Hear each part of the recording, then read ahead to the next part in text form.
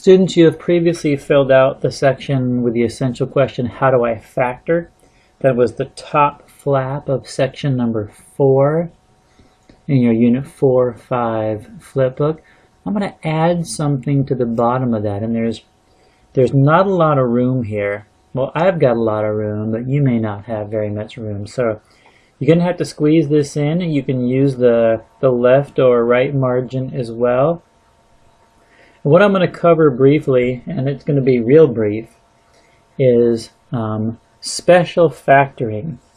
There are 3 forms of quadratic equations in standard form that are considered special, because if you know the rules of factoring those special forms, you can do it without doing any of the work that you see up here if you recognize the pattern. So I'm going to go ahead and write down those patterns for you. And again, if you can fit this somewhere, if possible, just under the how do I factor section.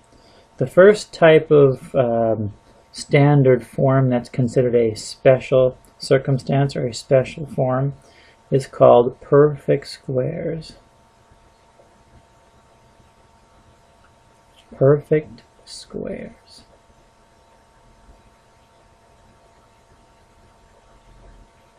And there's 2 types of forms under perfect squares. I'll write this in red so you see it. The first one I'm going to write out is this form. I'm going to put this all in variables so you see this. It's the form a squared plus 2 times a times c plus c squared.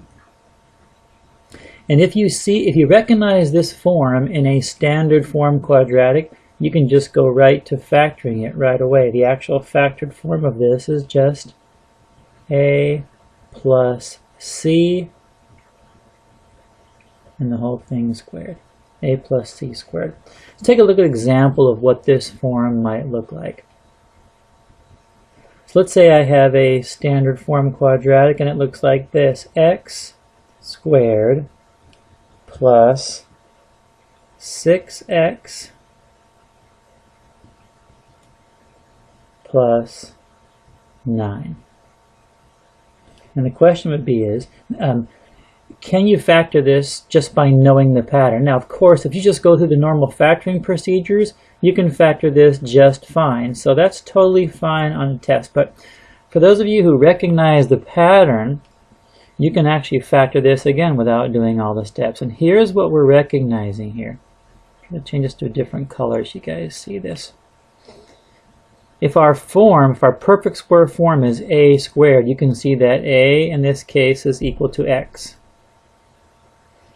And take a look at c. If our perfect form is c squared, then what number squared gives you 9? That's 3. So this is actually 3 squared.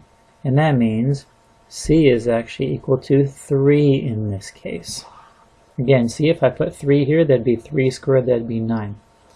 And if you see that these 2 things are true, if there's some number or some variable squared or some value squared that gives you a squared, this is x squared is x squared or a squared, and some number that's squared gives you this c term, in this case 3 squared.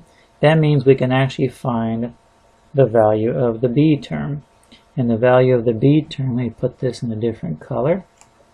The value of the b term is going to be, let's see what it says. It's 2 times a times c. So the b term here, let's check it out and see if it makes sense. This would be 2 times a, which is x,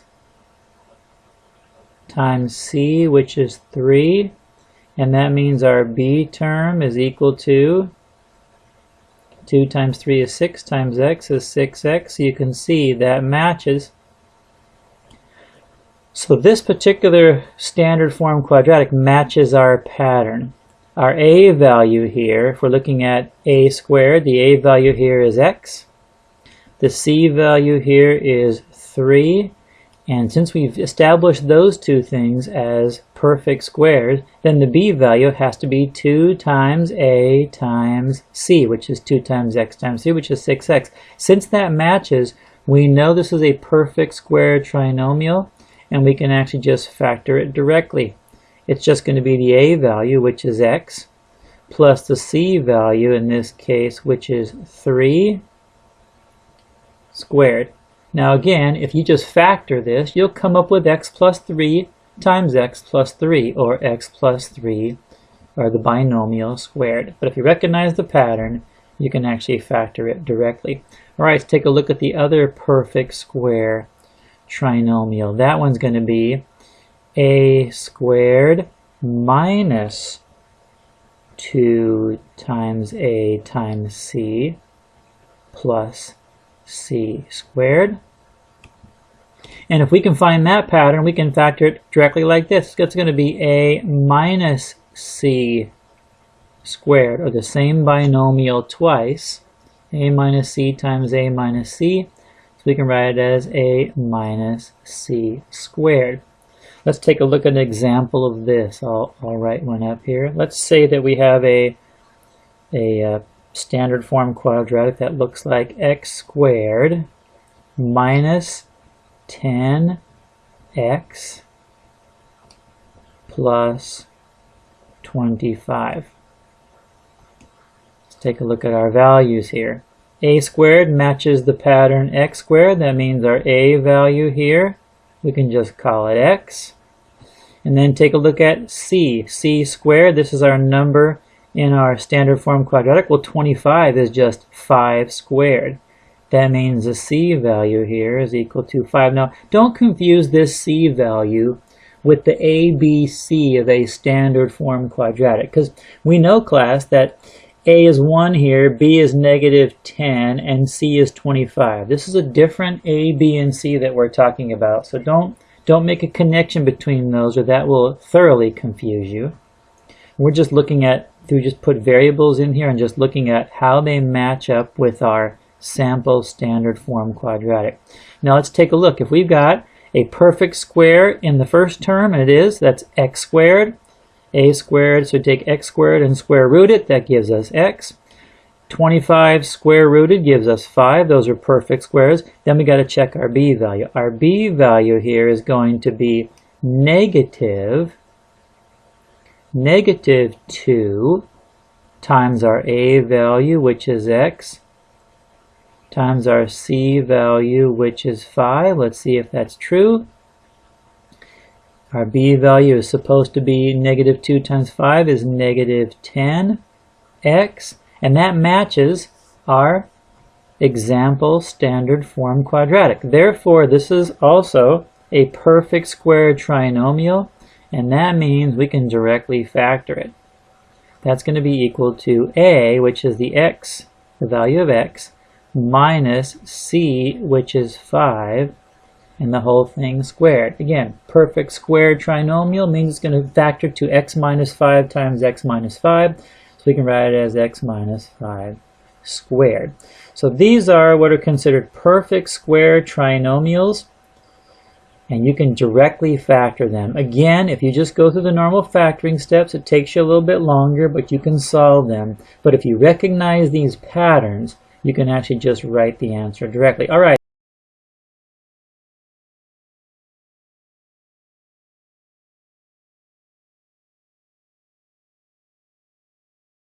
There's one more thing I want to cover with you, and that is something called the difference of squares. So again, I don't know where you're going to fit this. Try to fit this in the margins. Let's write, this is called the difference of squares. So perfect squares and then the difference of squares. I'm going to go ahead and scroll this up a little bit. The difference of squares. This pattern looks like this. If you have a standard form quadratic that looks like, oops, I'm going to write this in red. That looks like this form. A squared minus c squared. A squared minus c squared. then this is going to factor easily into this form. A plus C, A minus C. So let's take a look at a possible example. How about if you saw the standard form quadratic that looks like this? Notice, class, there's no middle term here. So we have x squared minus 9. And the question is, what is this going to factor to? Let's see if it matches this pattern. Well, our a value here, if we match it up with our form for difference of squares, is just x. That works good. A squared, or x squared, sorry, is a perfect square. X times x is x squared. And then our c value here, 9, is a perfect square. 3 times 3 is 9. And that means our c value is equal to 3. Since x squared is a perfect squared, and 9 is a perfect square, then we can go ahead and just write our factored form. It's going to be the a value, which is x, plus the c value, which is 3, and then the a value again, minus the c value, which is 3. Now you've seen this a number of places, class. You've seen this actually written out as a question on a test or a quiz, and you see that the middle term, actually the b term, the middle term disappears, and all we're left with is x squared as the a value, and then 3 times 3 is 9, so 9 as the c value, and then the sign is going to be negative. So there is the difference of squares. So again, if you recognize these patterns, great. The more you see standard form quadratics, the more you may recognize them, and if you do, then you can just directly write the factored form. If not, just go through your normal process of factoring, and you'll be able to come up with the same answer.